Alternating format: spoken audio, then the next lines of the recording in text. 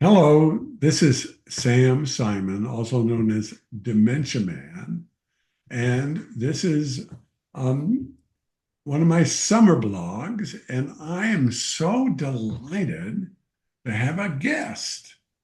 It's my first blog guest, and why not Carol Fox Prescott? Now, Carol and I met I want to say 24 years ago. I think it was around 2000 ish. And I think I met you, and people I think know I live in McLean, Virginia, a Washington, D.C. suburb. I don't remember whether I've told everybody that.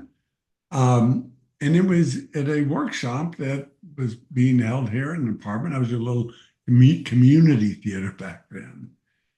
And it was the beginning of a heck of an important and wonderful journey with Carol and others in improv work. And I hope we can help people understand today that whether it's improv or theater, um, having a presence on stage, I love, and I'm gonna let Carol introduce herself in a second, but it just popped in my mind, Carol, that I can't believe that people are telling me today as I perform Dementia Man, they tell actually Susan, boy, he's a good actor. Now, I don't know if that's true or not, Well, if they think so, it's true for them. but surprises me, but they think that I feel comfortable on stage. And I think one of the reasons that that's true is no, is the work with Carol and the breath work that we'll talk about today. And then a little bit more. But anyway, Carol Fox Prescott, she's been my teacher, my guide around working, acting in the using what she calls the breath work. She has a book she'll tell about. And we've become friends too over the years. So let me let you, Carol, introduce yourself in a bit, and then let's have a conversation. Wonderful. First, hi, Sam. It's so good to see you. Um, I'm Carol Fox Prescott, and I've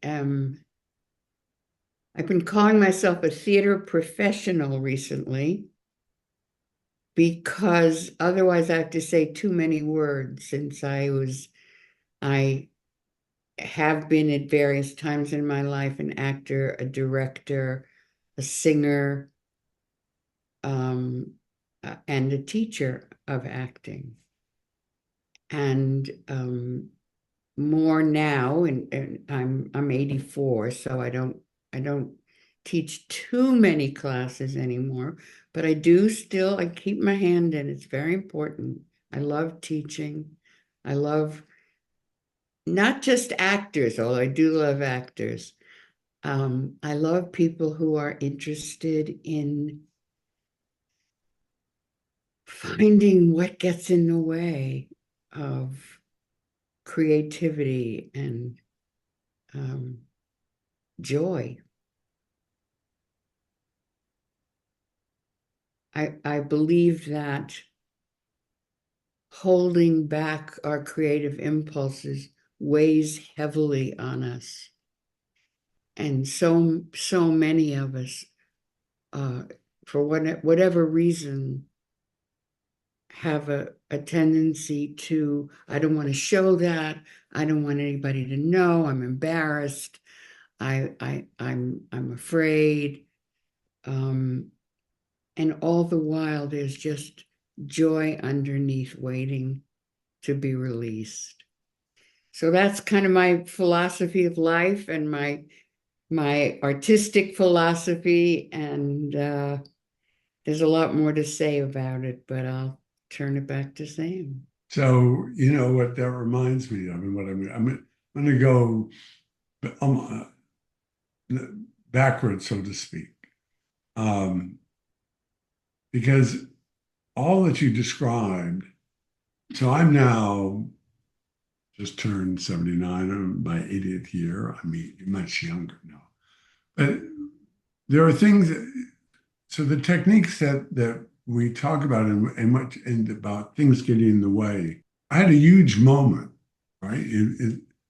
It was I call it a moment, but it was a moment. It's in the play. It's when you go to the doctor to get the result of a test. You think it's just a routine test, except now we're not put in the treatment room. We're invited into his private hall, and as soon as you walk in, the atmosphere is different. And he's sitting behind his desk. He's not even looking up. What motion? He's looking at a piece of paper and he mumbles early stage Alzheimer's. That's a little scene in the play. And you get something like that. And that, I just love what brought this to mind is how you, Carol, just now, you lock yourself up. When something like that happens to almost anybody, that kind of locking yourself up, confusion, thinking about it. What now? What are we doing? Oh my God. Everybody is different, I've learned. And so it was the beginning of a part of this journey. I hate the word dementia, even though I call my play Dementia Man. But this cognitive decline journey, it was right before I went back into New York and the theater conference that I had been going to. And I've been struggling with a play that actually Carol helped me a lot with the actual dance, and I was still doing that. And I started talking to my theatrical colleagues, and what should I do now? I'm not going to be able to act anymore. In fact, I was having a terrible time remembering my lines in the play. They all were saying, write about it. Now, Carol was saying, breathe about it.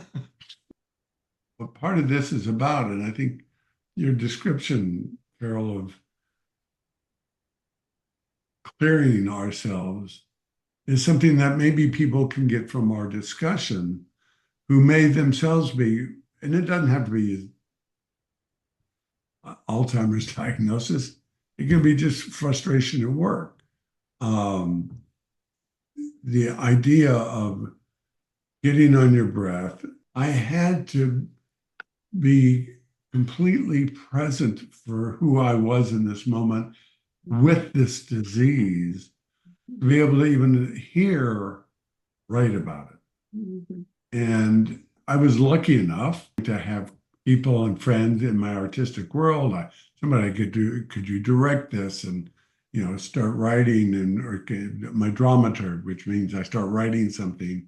And it's a process. What does it mean to be on your breath? How do you get there? And I would just reiterate throughout our discussion how I believe without that ability, and it's not perfect. There are times when we're just misses. We have to learn how to step back and breathe and clear ourselves. And there can be exercises and moments in doing it. And I still remember Carol came to see me perform in New York, and have you done your breathing? I said, no. She sat in the room right before I went on stage and shook in her hands and went back and forth with me to get me on my breath. But this was the bigger part of it, Carol, that the technique about making decisions with what now in my life. I think if we do too much academic kind of thinking on some of these existential questions, they may become too hard to even answer. Mm. But if we let ourselves somehow breathe and be present. Anyway, that was mine. I just wanted to, maybe you can talk a little bit about your reaction to that and the technique. I think that you speak about how do you get there. There's no there. That's the first thing, is there's no there to get to. What there is switching my awareness from my thoughts to my breath. Breath can be anywhere in your body, even metaphorically in your arms and legs, but certainly anywhere in the trunk part of your body, and your chest, your back, your ribs, your belly, your butt. And it's just to start out by being aware that you're breathing. And just that tiny thing, not just one breath, it's not about taking a deep breath, Right. it's just about knowing that you're breathing, that this exchange going on between what I like to think of as inspiration that comes to me and expression that I give away. And having had that expression, the inhalation or inspiration comes to fill me up again, so that I never have to be afraid that I will not be inspired. So just knowing that I'm breathing brings about this circular awareness. I'm alive. This is, I'm alive. And just to breathe with that thought for a moment. What is that? What does it mean to be alive? And I don't mean go up into your head to think about that. I mean, have it, experience it, feel it. It's not a sitting meditation. It sounds familiar. So many people in our culture today do meditate, as do I. So I'm nothing against meditation. But I'm talking about an awareness that I can carry with me while I'm looking for a product at the supermarket, or my child is having a tantrum and I can have my breath with me during that, or I'm standing in front of a beautiful lake ringed by magnificent trees and I can have my breath through that. There's no moment in my life when I don't have breath. And the very act of taking a moment, oh my God, there it is. And it comes and goes. I can hold it. I can stop it from happening. But when I do, I am more likely to go up into my head and think about what's happening. I am cutting myself off from the levels or richness of experience that I'm having. And not all experiences are fun to have.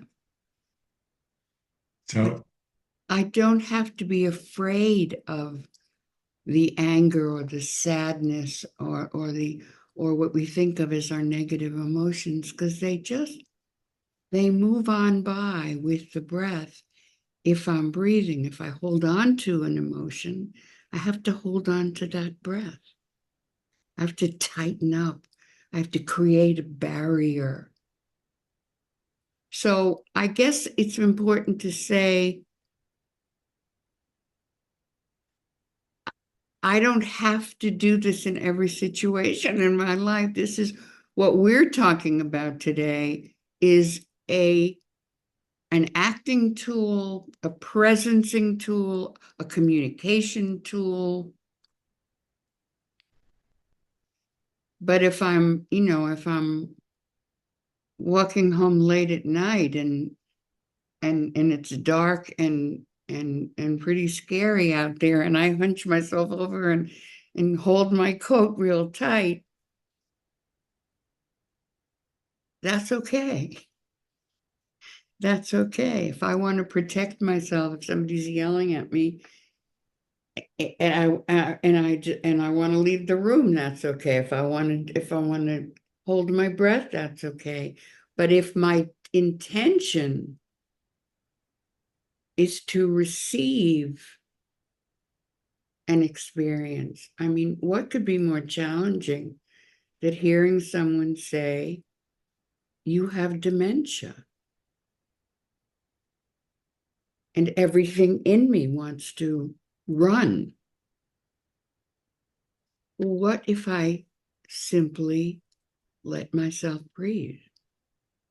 If I need to get up and walk around, I can do that, or I can sit in a chair, or I can have a fit. So the line in the play, by the way, he mumbles uh, early stage Alzheimer's. It's so odd. The universe stops for a moment. Uh-huh. In other words, you can do this, and so I'm reacting in part, and I'm thinking right now, I'm picturing myself on stage because some of what you say is having intention, and I'm losing my capacity to have intention. Yeah. And yet I'm finding, and I think this is because of training in large part, that I'm not claiming to be great but if you work on something in practice, people may not know. I carry my script in my hand. I can't memorize it. My wife is on the first row with a script. Now she has a name in the play, and I've written this in. She's my cognitive navigator, and it has happened. But what I do when I'm lost, I've learned I can stop and breathe, and she's learned to watch for that. About continue and breathe. You go, yes, I'm breathing, I'm present. I know there's something coming, and she can cue me, or I can wait till it happens. And I'm almost surprised sometimes when that happens, but I love it. Yeah. And it is, and the audience doesn't see it as an error. No, because it's not an error. It's just what happened. It's the truth. Yeah. Well, see, that's again, so much of this is real. I've at first worried I'm carrying my script. What are they going to think and say? But it's the truth. And the feedback again is, oh, I forgot you were carrying your script. They become interested in the story and the show and what's happening and its meaning. If, on the other hand, I think if I would say, no, where am I? What's going, that would stop. Who wants to see that per se? I mean, they might, but and I'm not bragging as much as I'm thankful for the training. And I will add by this, we're talking in the theater context. But the earlier part of my life, I was running a public affairs company. And then in the summers, I go off to my improv retreats with Fox Prescott and Gary Austin. And I learned so much about living as well. You almost talk about this as learning much about going the opposite direction. But even running my company, I joke, but it's not a joke. You can ask a lot of people who worked for me early on. That was a terrible. I don't know if I ever said this to you, Sam, but I used to think when I first met you, I thought, what is he doing here? But I realized very quickly that in my language, you were saving your life. And that was so beautiful. I didn't know whether you would have framed it that way, but that's really what it looked like to me. You were, it's like you had lost some really important, with all the good work you've done, you seem to have lost some essence of joy, of enjoyment, of pleasure. And to throw yourself into improvisation is to risk having a really good time. I love that. And it is so well done. It is so authentic in real life. You don't make it up, right? It isn't, I'm going to do the act. You learn how to embody it and live it. And There are it does very it. specific tools. I know a lot of people think, because I'm going to be teaching this improv retreat in September for people over 50 and up in Maine. It sounds like a beautiful place. And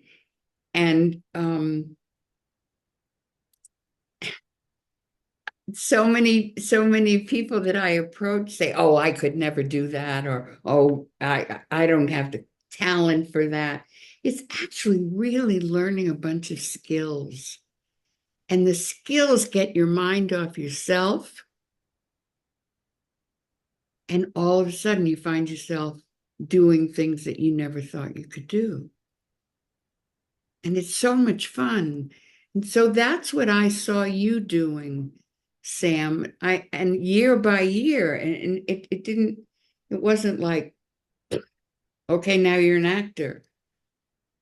It was however far you went in whatever class I saw you in, that fed into the next one and the next one and the next one. I'm so privileged to have been able to watch that development. And I remember when you first spoke to me about how you weren't remembering things and you were concerned, and it was always what I certainly couldn't treat the medical aspect, but just reminding you can breathe now, Sam. You can breathe now. And so as you report that becomes a really, really, really important part of your work. Maybe even more when you were so-called whole.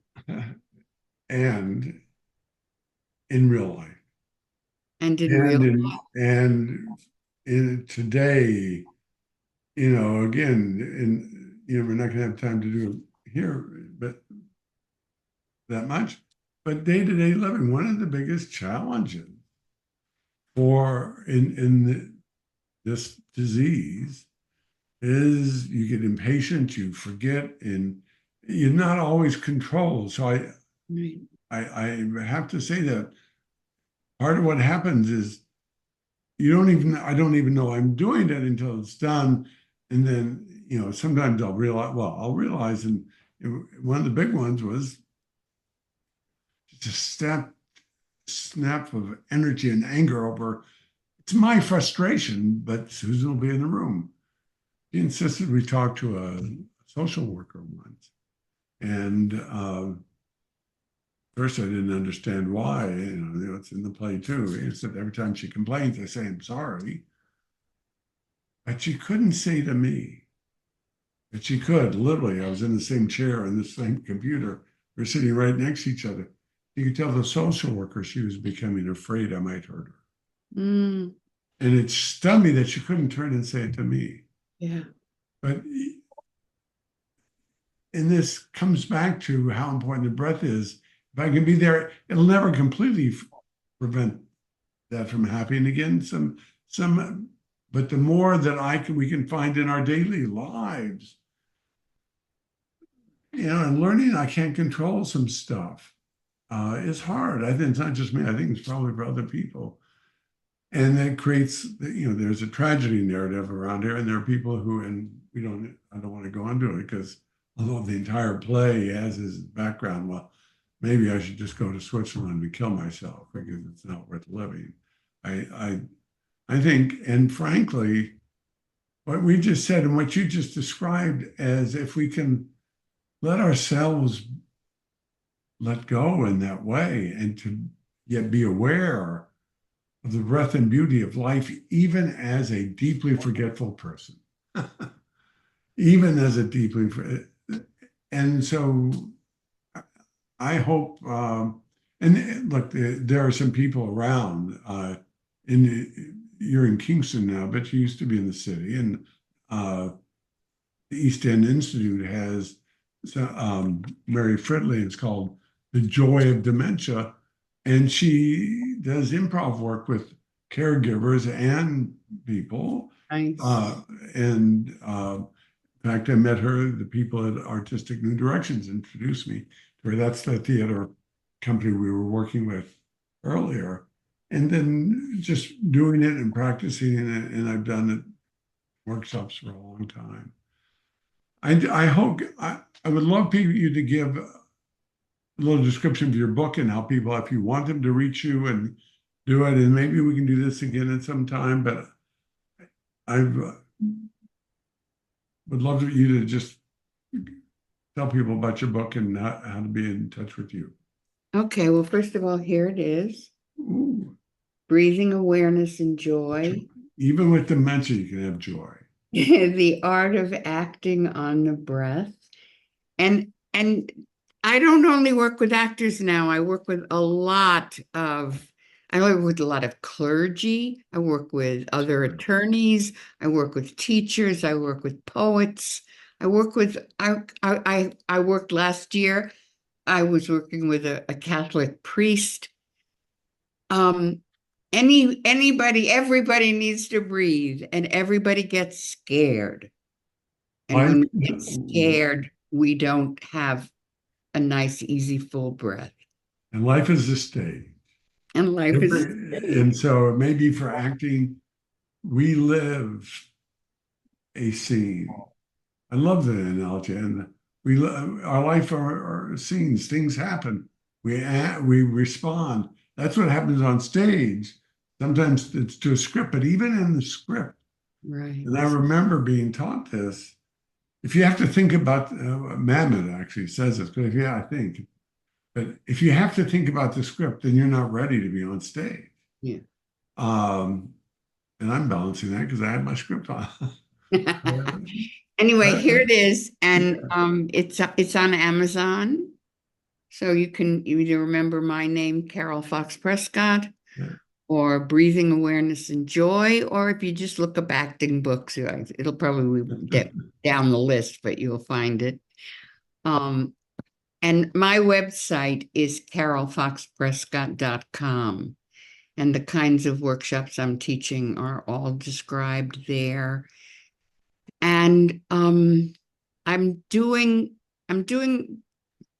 mostly online work. The improv retreat I'm doing in September is live, and there are probably a few more spots open. It's been selling pretty quickly. We're very excited about that, but it's probably a few spots, and public on Monday evenings, like from 6 to 8. So that's on my website. But I also, if anybody's in the area, uh, I I do private coaching here in my home in Kingston, New York. Also, I don't do as much as I used to, but I'm for hire. I can get on a plane. I could get around pretty good. Not just for my age, but just I can get around pretty good. And I can come to your town or your college or your community theater or whatever, and we can talk about that. I have an idea, Prescott.com. and this will be on our YouTube and on our website too, and refers back to you. And maybe I'll be able to get to Kingston and do Dementia Man, and we'll have a workshop after. That Uh, would be lovely. That would that really be sounds like lovely. we'll have to. All right, I got to go and work on that next. I'll talk to my rabbi about it, seriously. Yeah. All right. Well, listen. Thank you, everybody. Thank you, Carol. I love you, and uh, I think my journey now is made so much more meaningful and possible because of the work we did together. So I'm very, very appreciative. Thanks, Sam. I love you too.